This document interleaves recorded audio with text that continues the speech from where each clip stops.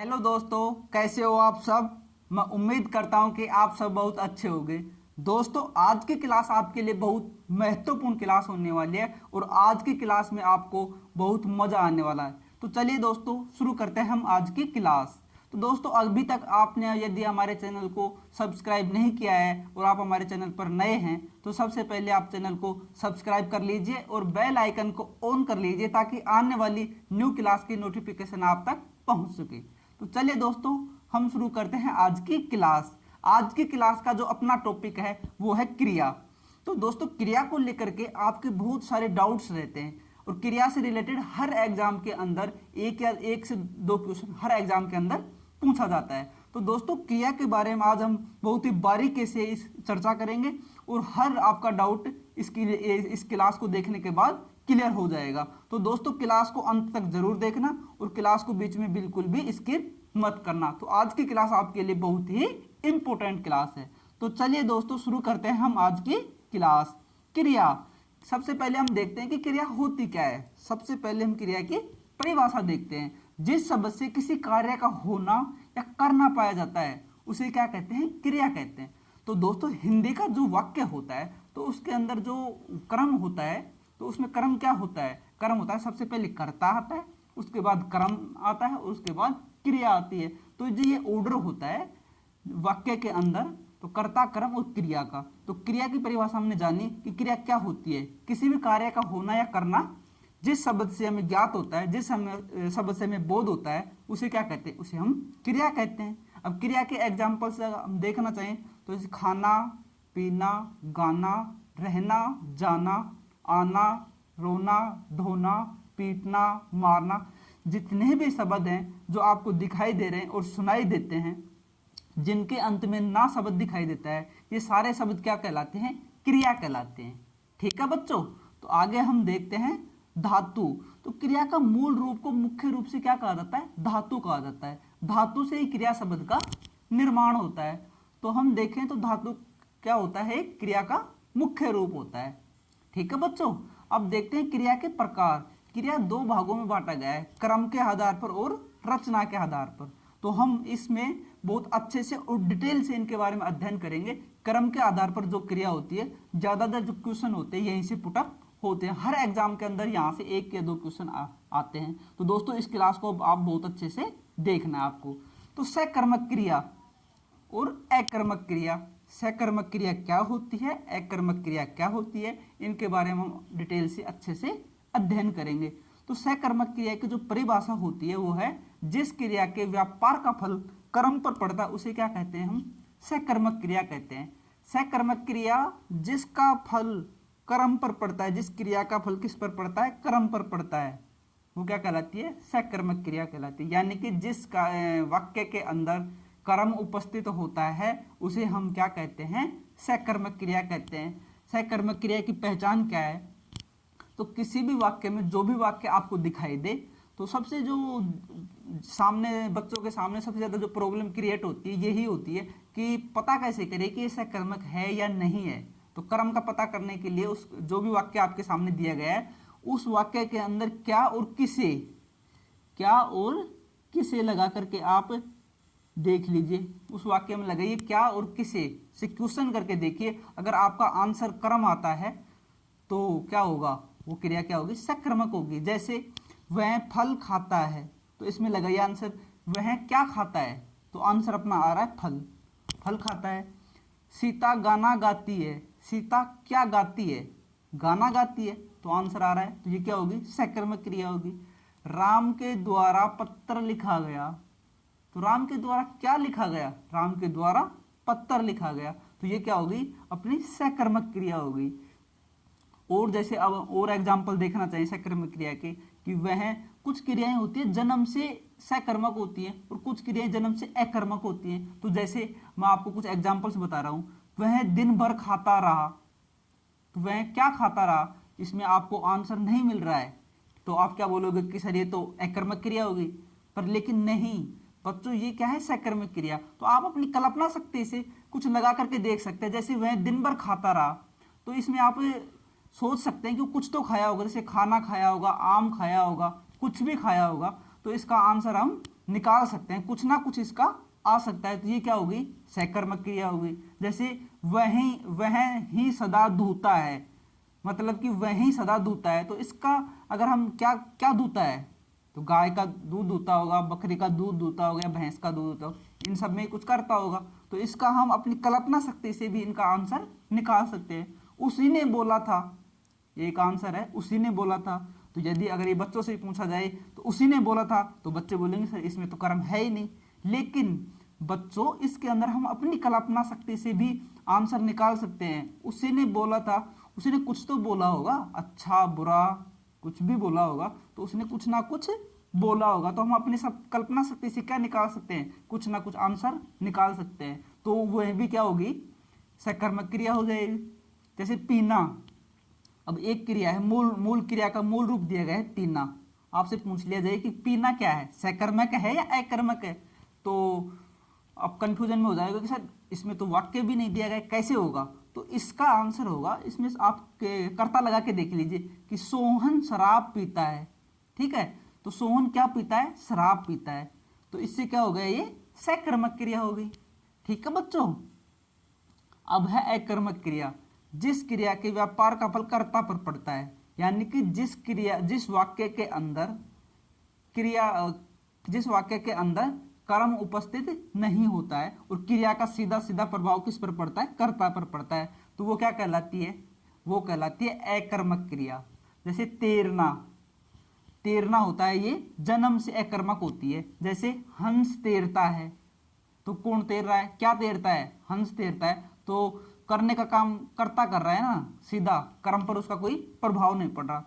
ठीक है, जैसे कूदना, बच्चे कूदते हैं, तो बच्चे कूद रहे हैं। ठीक है, तो इसमें भी कर्म का कोई प्रभाव नहीं आ रहा है, इसके अंदर क्रिया का सीधा प्रभाव कहाँ पे जा रहा है, बच्चों पर पड़ रहा है। सोना, ठहरना, उछलना, मरना, जीना, बरसना और रोना, चमकना, ये जो कुछ क्रियाएं होती हैं प्रकृति द्वारा अपने आप होने वाली क्रियाएं होती हैं, ये भी क्या कहलाती है, अकर्मक क्रियाएं होती हैं। प्रकृति द्वारा बहुत सारी क्रियाएं अपने आप होती हैं, जैसे हवा का चलना, वर्षा का होना, सूर्य का चमकना, तारों का चमकना, ये सब क्या होती है, प्रकृति द्वारा अपने आप क्रियाएं होती हैं। ये क्रियाएं भी क्या कहलाती है, अकर्मक क्रिया की श्रेणी में आती हैं। श्याम सोता है, तो इसमें क्या हो गया, ये श्याम सोता है, तो श्याम सोता है, इसमें कोई कर्म नहीं आ रहा। तो सोना भी क्या है, एक जन्म से अकर्मक क्रिया है। पक्षी उड़ रहे हैं, तो पक्षी उड़ रहे हैं, अपने आप उड़ रहे हैं, कोई उनको उड़ा नहीं रहा है, तो ये भी क्या हो गया, अकर्मक क्रिया हो गई। अब देखिए कुछ एग्जाम्पल है, जैसे छोटे छोटे बच्चे बात बात पर रोते हैं, तो छोटे छोटे बच्चे बात बात पर रोते हैं, तो इसमें भी क्या हो गया, अकर्मक क्रिया हो गई। गीता विद्यालय जाती है, देखिए सबसे कंफ्यूजिंग एग्जाम्पल है यही है, और लगभग हर एग्जाम के अंदर ये घूम फिर करके आता रहता है। तो गीता विद्यालय जाती है, गीता विद्यालय जाती है, गीता कहाँ किसको जाती है, क्या जाती है, इससे आंसर अपना नहीं आ रहा। तो बच्चे बोलेंगे कि सर विद्यालय आ रहा है, तो विद्यालय तो कहाँ जा रही है इसका उत्तर है, ना कि किसे और किसको। ठीक है बच्चों, तो कहाँ का आंसर है, तो ये भी क्या हो जाएगी, अकर्मक क्रिया हो जाएगी। गीता विद्यालय जा रही है, तो ये भी क्या हो जाएगी, एक अकर्मक क्रिया हो जाएगी। ठीक है बच्चों, तो आगे हम देखते हैं उसका, जैसे एक एग्जांपल और देखते हैं हम, बूंद बूंद से घड़ा भरता है, ये क्या होगी, ये अकर्मक क्रिया होगी। जितनी भी क्रियाएं जो अपने आप होती हैं, बूंद बूंद से घड़ा भरता है, घड़ा अपने आप भर रहा है, कोई घड़े को भर नहीं रहा है, तो इसलिए क्या होगी, ये भी अकर्मक क्रिया हो गई। जैसे कोई बोलता है कि सोहन बूंद बूंद से घड़ा भरता है, तो वो सकर्मक क्रिया की श्रेणी में चली जाएगी। लेकिन बूंद बूंद से घड़ा भरता है, तो घड़ा भरने का काम स्वतः हो रहा है, अपने आप हो रहा है, उसको कोई कर नहीं रहा है, तो वो क्या हो जाएगी, अकर्मक क्रिया हो जाएगी। जैसे उसका जूता काटता है, तो उसका जूता काटता है, ये क्या होगा, ये अकर्मक क्रिया होगी। लेकिन आप बोलोगे सर आंसर आ रहा है उसका जूता काटता है, जूता आ रहा है ना, जूता काटता है, तो जूता काटता है नहीं, जूता के कोई दांत नहीं होते कि वो आपको आकर के काटेगा।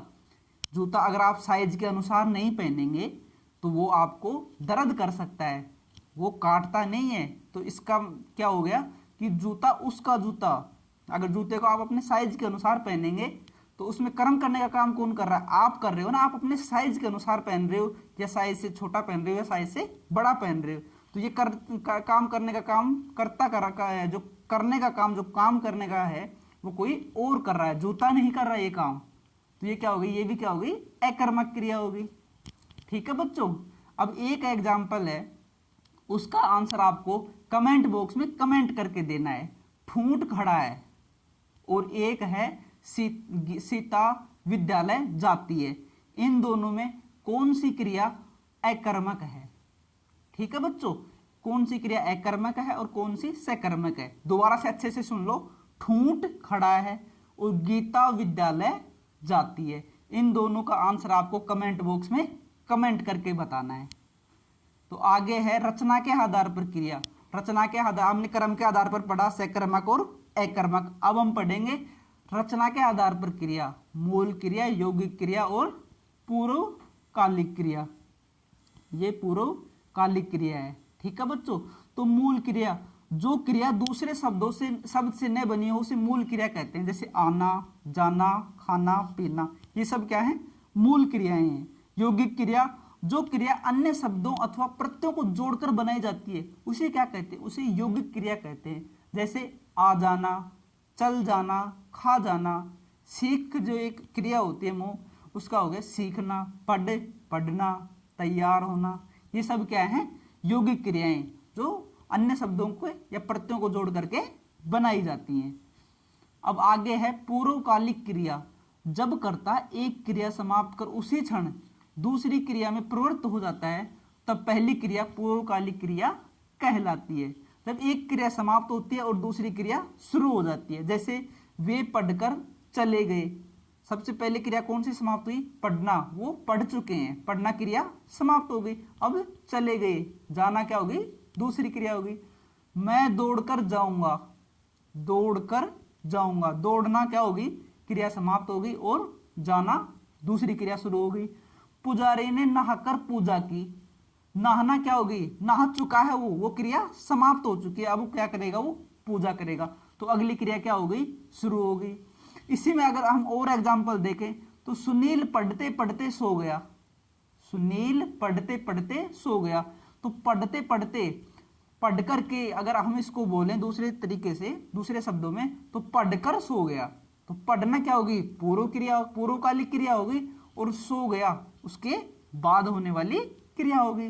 दिनेश क्रिकेट खेलकर पढ़ रहा है, तो वो क्रिकेट खेल चुका है, वो क्रिया समाप्त हो चुकी है, वो बीत चुकी है, हो चुकी है वो क्रिया। और अब दूसरी क्रिया कौन सी शुरू हो गई? पढ़ रहा है। ठीक है। माताजी कपड़े धोकर खाना खा रही है, तो माताजी जो कपड़े धोने की जो क्रिया थी वो समाप्त हो चुकी है, कपड़े वो धो चुके हैं। जो अगली क्रिया कौन सी शुरू हो गई? खाना खा रही है। ठीक है बच्चों। अब देखो, अगर इसमें हम अंतर स्पष्ट करें सकर्मक और अकर्मक क्रियाओं की पहचान के लिए, और अगर थोड़ा सा अच्छे से आप देखना चाहेंगे तो सकर्मक और अकर्मक क्रियाओं की पहचान किसे और किसको, क्या, किसे या किसको, ये अगर हम वाक्य के अंदर प्रश्न लगाते हैं, प्रश्न करते हैं वाक्य से, और इनका अगर हमें आंसर मिलता है तो वो क्या होगी? सकर्मक क्रिया होगी। अगर इनका हमें आंसर नहीं मिलता है तो वो क्या होती हैं? अकर्मक क्रियाएं होती हैं। ठीक है बच्चों। जैसे राम फल खाता है, तो खाना क्रिया क्या है? सकर्मक। तो इस क्वेश्चन, इसे वाक्य के अंदर हम क्वेश्चन करते हैं क्या से? राम क्या खाता है? तो अपने को आंसर क्या आया? फल खाता है। तो ये क्रिया क्या हो गई? सकर्मक क्रिया हो गई। सीमा रोती है, सीमा रोती है, सीमा क्या रोती है या किसे रोती है? अपने पास आंसर नहीं आ रहा है, तो इसका क्या हो गया? ये अकर्मक क्रिया हो गई। जो रोना क्रिया है क्या हो गई? अकर्मक क्रिया हो गई। ठीक है बच्चों। तो ये थी आज की अपनी क्लास। कैसी लगी है क्लास आपको? कमेंट बॉक्स में कमेंट करके जरूर बताइए। और आई होप ये क्लास आपको बहुत अच्छी लगी होगी और आपके एग्जाम पॉइंट ऑफ व्यू की दृष्टि से ये बहुत ही महत्वपूर्ण क्लास है और बहुत ही महत्वपूर्ण ये टॉपिक है क्रिया का। हर एग्जाम में लगभग इसके टॉपिक से क्वेश्चन पूछा जाता है। तो आज के जो अपनी क्लास का जो क्वेश्चन है वो है बंदर कूद रहे हैं, इस वाक्य में कौन सी क्रिया है? अकर्मक क्रिया है या सकर्मक क्रिया है? इस क्वेश्चन का आंसर आपको कमेंट बॉक्स में कमेंट करके देना है। ठीक है बच्चों। बच्चों, कोरोना वायरस चल रहा है और कोरोना वायरस अब कंट्रोल्ड स्थिति में हो चुका है। फिर भी आपको लापरवाही नहीं बरतनी है, मास्क प्रॉपर तरीके से पहनना है, हाथों को बार बार सैनिटाइज करते रहना है, जरूरी काम के लिए घर से बाहर निकलना है, अन्यथा बेवजह घर से बाहर नहीं निकलना है और सामाजिक दूरी का पालन बनाए रखना है। अगर आप घर के अंदर भी रहते हो तभी भी आपको सामाजिक दूरी का पालन अच्छे से करना है। क्लास को अंत तक देखने के लिए और क्लास में लास्ट तक बने रहने के लिए आप सभी का बहुत बहुत धन्यवाद। अगर आपने अभी तक हमारे चैनल को सब्सक्राइब नहीं किया है तो आप चैनल को सब्सक्राइब कर लीजिए, बेल आइकन को ऑन कर लीजिए ताकि आने वाली न्यू क्लास की नोटिफिकेशन आप तक पहुंच सके। क्लास अच्छी लगी हो तो क्लास को शेयर जरूर करें और क्लास को लाइक जरूर करें और क्लास को शेयर जरूर करें ताकि जिन बच्चों की लॉकडाउन में पढ़ाई नहीं हो पा रही है वो बच्चे भी अपनी पढ़ाई जारी रख सके। कमेंट बॉक्स में कमेंट करके क्लास के बारे में अपनी राय जरूर दें और एक अच्छा सा कमेंट जरूर छोड़ के जाएं हमारी टीम के लिए, ताकि हमारी टीम को आपके लिए अच्छी अच्छी जानकारी और अच्छी अच्छी पढ़ने की चीज़ें लाने के लिए मोटिवेशन मिलता रहे। धन्यवाद बच्चों, धन्यवाद दोस्तों।